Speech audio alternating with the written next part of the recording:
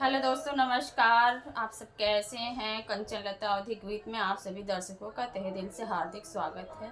आप सबके बीच में हम एक विदेशी कहरवा गीत लेके आए हैं। अगर मेरी वीडियो आप सबको अच्छी लगी तो प्लीज़ मेरे चैनल को सब्सक्राइब कीजिएगा, लाइक कीजिएगा, शेयर कीजिएगा और कमेंट करके ज़रूर बताइएगा कि मेरा वीडियो आप सबको कैसा लगा। नमस्कार दोस्तों, मैं संगीता में मेरा चैनल का नाम है संगीता लोकगीत, दूसरे का संगीता ऑफिशियल। आप लोग दोनों पर जाइए और अपना प्यार आशीर्वाद दीजिए। बहुत अच्छे अच्छे गाना मिलेंगे आपको और हमारा भी सपोर्ट कीजिएगा।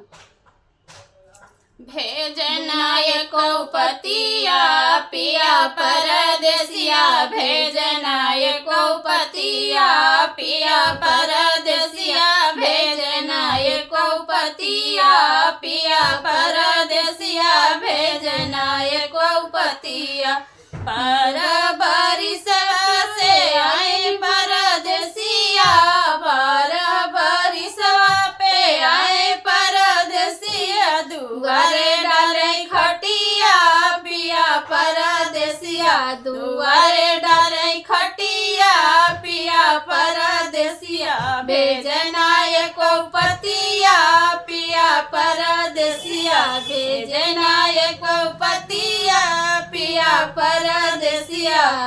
महला दो महला के भीतर आए, महला दो महला के भीतर आए, घुमा के मारे चबिया पिया परदेसिया, घुमा के मारे चबिया पिया परदेसिया, भेजनायको पतिया पिया परदेसिया, भेजनायको पतिया पिया परदेसिया, भेजनायको पतिया पिया परदेसिया।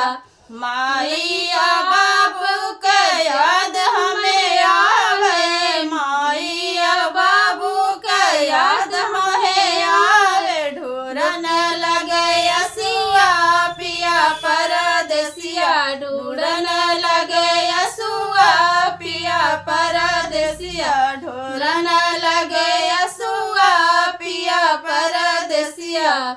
जिनी रोवा रानी हो जिनी झंखरानी, जिनी रोवा रानी हो जिनी झंखरानी, लगा के रखब छतिया पिया परदेसिया, लगा के रखब छतिया पिया परदेसिया, भेजनायको पतिया पिया परदेसिया, भेजनायको पतिया पिया परदेसिया।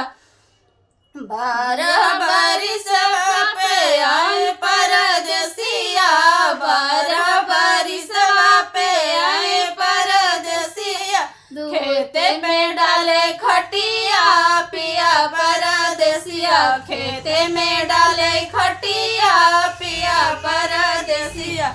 कहत सुनत पिया घरवा में आए, कहत सुनत पिया सजिया पे आए, घुमा के मारे तकिया पिया परदेसिया, घुमा के मारे तकिया पिया परदेसिया। भैया या बहनी का याद हमें आवे, भैया या बहनी का याद हमें आवे, ढूरन लगे असिया पिया परदेसिया, ढूरन लगे असिया पिया परदेसिया। जिनी रोवा रानी हो जिनी झंखरानी, जिनी रोवा रानी हो जिनी झंखरानी, हमरे बैकरवटिया पिया परदेसिया, हमरे बैकरवटिया पिया परदेसिया, भेजनायको पतिया पिया परदेसिया, भेजनायको पतिया पिया परदेसिया।